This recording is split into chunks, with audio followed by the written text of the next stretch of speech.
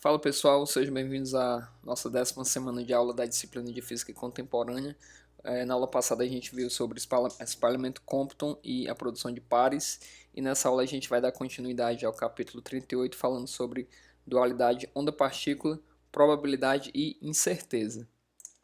Então a gente já viu que a luz pode tanto se comportar como onda, como pode se comportar como partícula, né? Parece uma coisa muito contraditória, mas na verdade, não é contraditório, tá certo? Existe um princípio aí enunciado por Bohr em 1928, chamado de princípio da complementaridade, né? Que diz que é o seguinte, que a descrição ondulatória é complementar à descrição corpuscular. Elas não são contrárias uma à outra. É como se fossem os dois lados da mesma moeda. A moeda não é só cara, não é só coroa. Pode ser tanto cara como pode ser tanto coroa. Então, se você observar por um lado, ela é cara, se observar por outro, ela é coroa, né? E assim, para a luz. A luz, ela, em alguns momentos, a gente precisa dar explicação corpuscular e em outros momentos a gente precisa dar explicação ondulatória. Não significa que as duas vão ser usadas ao mesmo tempo, tá certo? Mas sim, ou uma ou outra, dependendo da situação. Então, é, a gente precisa das duas descrições para completar o nosso modelo da natureza, mas nunca precisaremos usar ambas as descrições simultaneamente para descrever uma determinada ocorrência. Então aqui, ó, a gente vai entrar nesse tema de difração e interferência na teoria do fóton, né? Se a gente tiver uma experiência aqui que a gente detecte cada fóton que passe através de uma fenda única, experiência de fenda única, né? A gente vai encontrar aqui do lado de cá uma figura de interferência, tá certo? Então, se você faz com que cada fóton passe um de cada vez, os fótons vão cada um deles baterem em uma parte da chapa fotográfica aqui, ó, até formar uma figura de difração aqui, que é uma característica ondulatória. Então, a gente tem duas coisas. Tem um fóton, que é considerado como uma partícula, cada um chegando aqui, e também tem essa característica ondulatória mais da posição que cada um deles ocupa aqui, né? Então a gente percebe que em algumas circunstâncias os fótons, né? Na verdade, o fóton ele tem essa característica ondulatória, né? Já por si só, por ser, na verdade, a luz tem essa característica ondulatória por si só, né?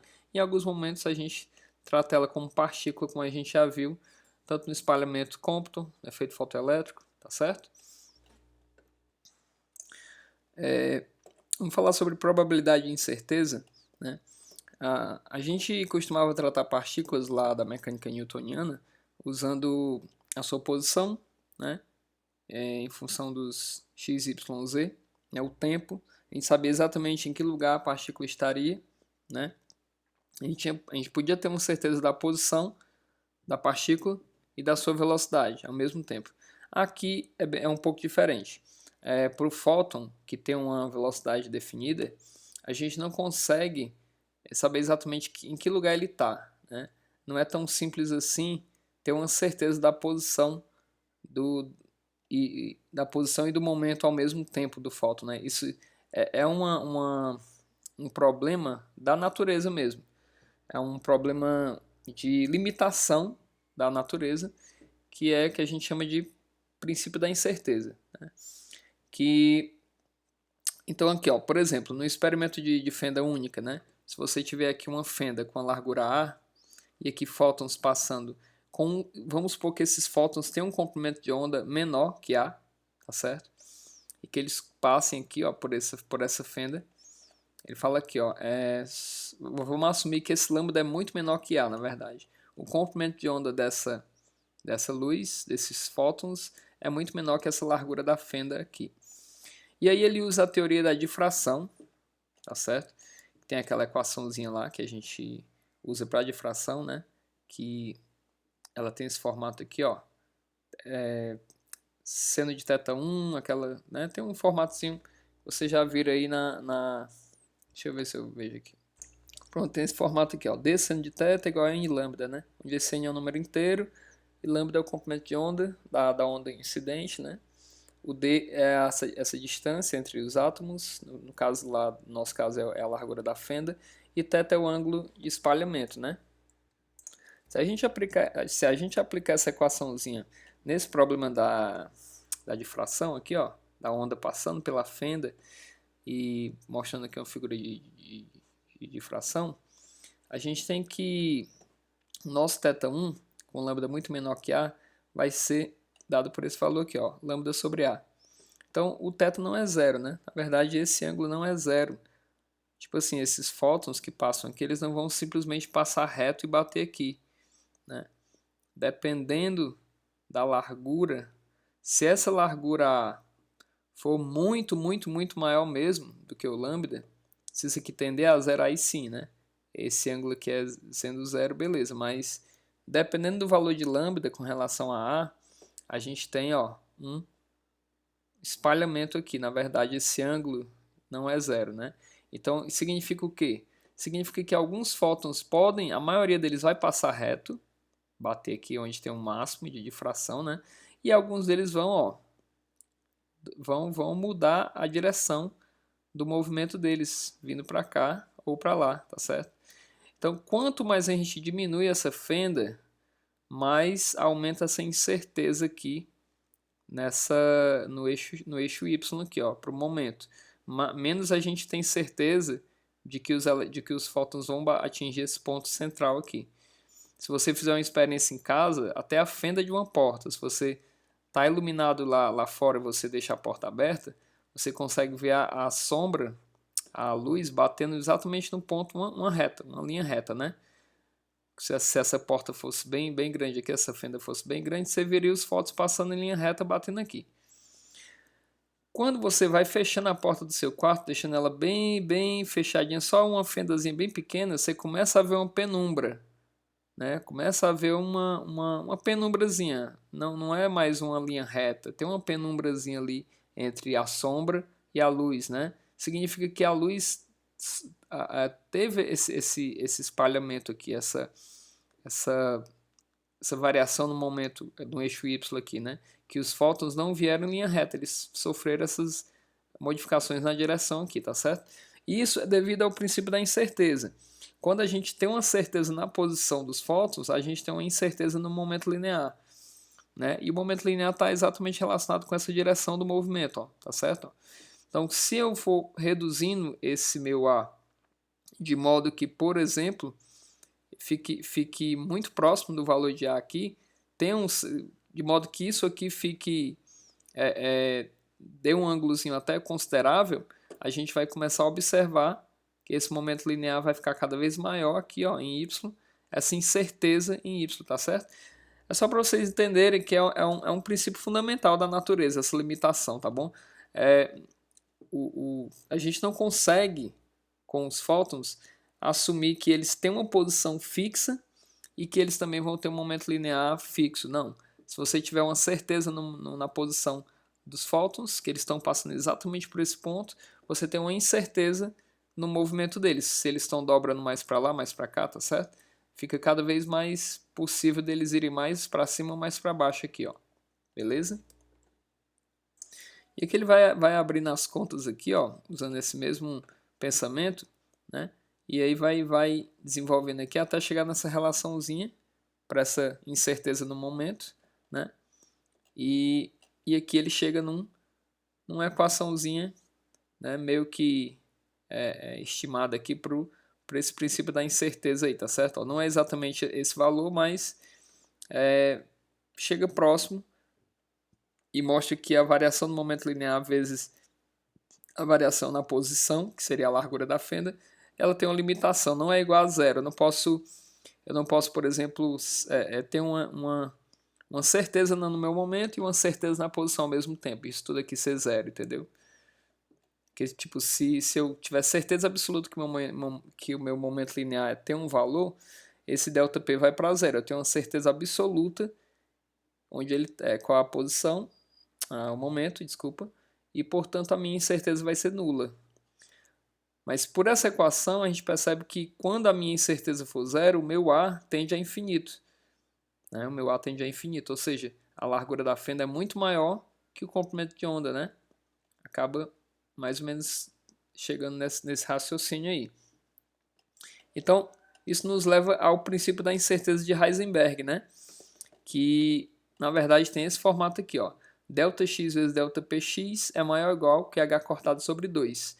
Onde esse h cortado é a constante Planck dividido por 2π, né? E esse Δx é a incerteza na coordenada x e o Δpx é a incerteza no momento linear no eixo x, tá bom? Toda essa conversa que eu estou tendo aqui é para mostrar, para chegar nessa conclusão, que você não consegue determinar o momento linear e a posição ao mesmo tempo de um fóton, por exemplo, ou de uma partícula muito pequena, né? Você só consegue fazer isso na mecânica newtoniana, onde as coisas são macroscópicas. Pronto, aqui ele tem um gráficozinho que mostra a curva ΔPx contra ΔX, e aí essa curvinha aqui é quando ΔPx vezes ΔX é igual a h cortado sobre 2. Ela fica com esse formato aqui, ó, certo? Esse formato é uma função inversa, né? Aqui, ó, por exemplo, ΔPx vai ser uma constante sobre x, né? É como se fosse a função 1 sobre x aqui, ó, certo? Função inversa. Acima desse valor, essa parte verde aqui, ó, é a região permitida. É quando Δx, Δpx é maior ou igual que h cortado sobre 2. E essa região abaixo é a região proibida, né? Por natureza, as partículas elementares ou os fótons, eles não conseguem penetrar nessa região aqui. É impossível, né? Tá, então aquela equaçãozinha, essa equaçãozinha aqui, ó, 38.17, é uma forma do princípio da incerteza de Heisenberg, proposto pela primeira vez pelo físico alemão Werner Heisenberg. E, como eu falei, a gente não pode determinar nem a posição, nem o momento linear de uma partícula com uma precisão arbitrariamente grande, né, como é previsto pela física clássica. Tá certo?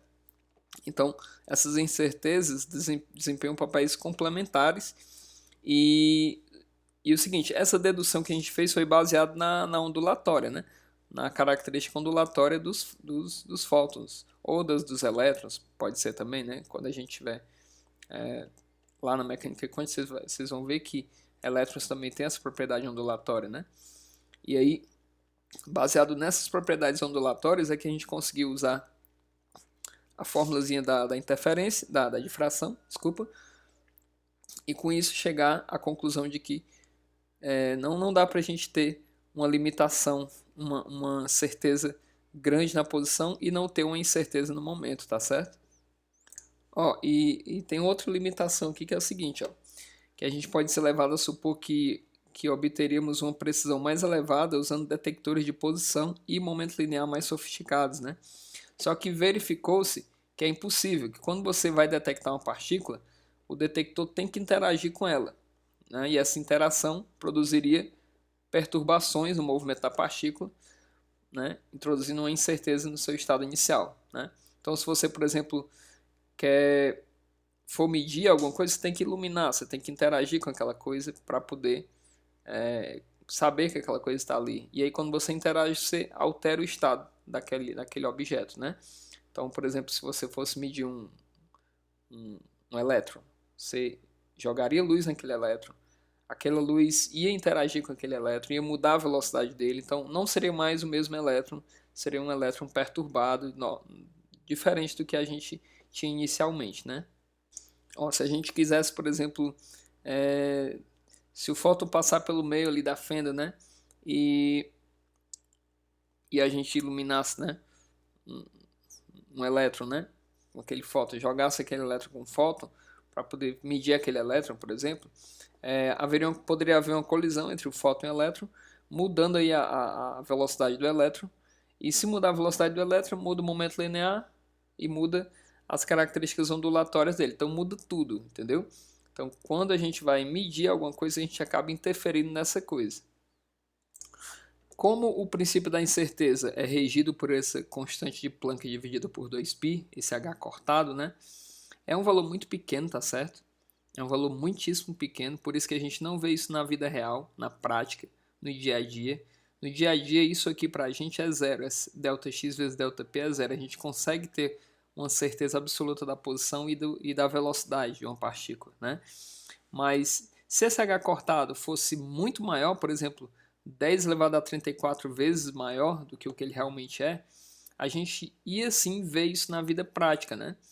Então, por exemplo, uma meninazinha caçando borboletas, se a gente fosse caçar uma borboleta e soubesse exatamente que ela está aqui dentro, ó, nessa região, supondo que aqui tem uns 25 centímetros, né?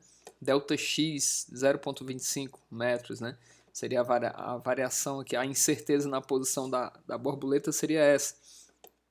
Se eu fosse fazer com um H cortado 10 elevado a 34 vezes maior, o meu delta Px seria no mínimo H cortado sobre 2 vezes delta X, que dá, ó, esse valorzinho aqui, ó, 1,05 joules segundos, né? Seria o valor da minha constante de Planck aí, vezes 10 a 34, né? Sobre 2, tá aqui, vezes o 0,25.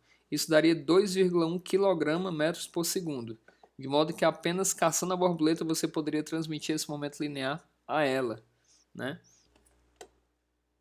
Pronto, ó, se você substituir a massa da borboleta, isso aqui é só a variação no momento linear, que você está dando para a borboleta só em ter confinado ela.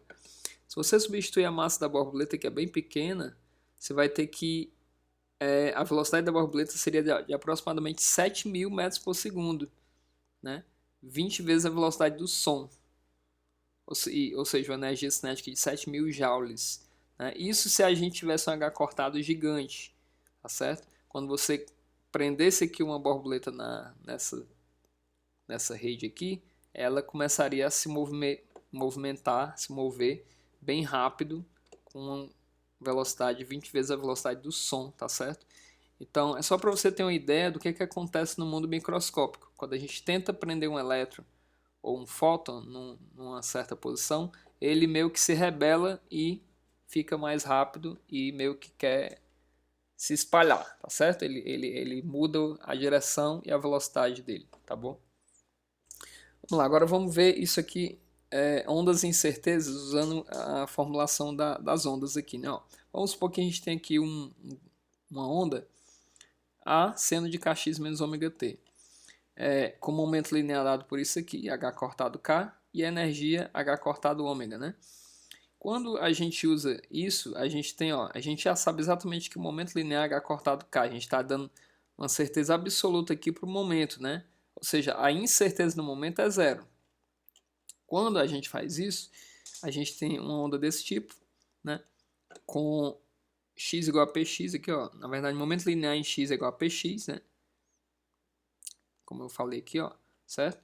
E aí a gente acaba o seguinte, essa onda, ela é uma onda que se estende ao longo de todo o espaço, né? Não tem um desenho dela aqui, e ela não tem um lugar certo determinado onde o elétron, por exemplo, o elétron, o fóton, poderia estar, né? O preço que pagamos por conhecer o momento linear do fóton com precisão é que não temos ideia de onde o fóton se encontra, tá? Então aqui ele está fazendo para uma onda eletromagnética mesmo, né? Para um fóton. E aí, quando a gente tem isso, a gente não tem ideia de onde o fóton se encontra. A onda é uma onda senoidal ao longo do eixo X, sem nenhum lugar privilegiado. Quando a gente adiciona um outro termo a essa onda aqui, você pode fazer isso em qualquer programinha de matemática que possa plotar, desenhar esse gráfico aqui, ó, quando você soma vários termos desse aqui com p's diferentes aqui, ó, P1x, P2x e assim por diante, você vai tendo um gráfico parecido com esse daqui, ó. Em vez da onda ter uma mesma amplitude bonitinha, ela vai se tornando, ó, uma onda com posições mais privilegiadas aqui, tá certo? Ó. Quando você vai aumentando a incerteza no momento linear do fóton, quando você adiciona termos, né, porque antes a gente tinha uma função senoidal com P fixo, Px. Tendo o P fixo, você não tem uma posição privilegiada, então ele se espalhava igualmente aqui com a mesma amplitude ao longo de todo o espaço. Quando você adiciona termos de momento linear diferentes, quando você adiciona incerteza no momento linear, colocou o P1x, colocou o P2x, pode ser um ou outro, né? Ninguém sabe. Aí você acaba adicionando essas incertezas no momento e, portanto, tem uma certeza maior na posição. E aí por isso que começam a aparecer pontos aqui, ó, que são mais privilegiados, onde é tem uma chance maior de encontrar, né, os fótons nessa região aqui, tá certo? Ó, beleza?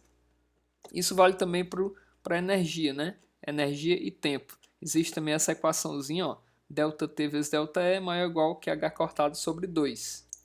Então, por exemplo, ó, a gente vai ver lá na mecânica quântica que quando um elétron, um estado, né, da mecânica quântica, ele tem uma energia definida, por exemplo, ó, bem aqui, se eu tivesse só esse primeiro termo aqui, ó, A1 seno de menos E1 T sobre H cortado, eu sei exatamente que a energia do fóton é 1, né?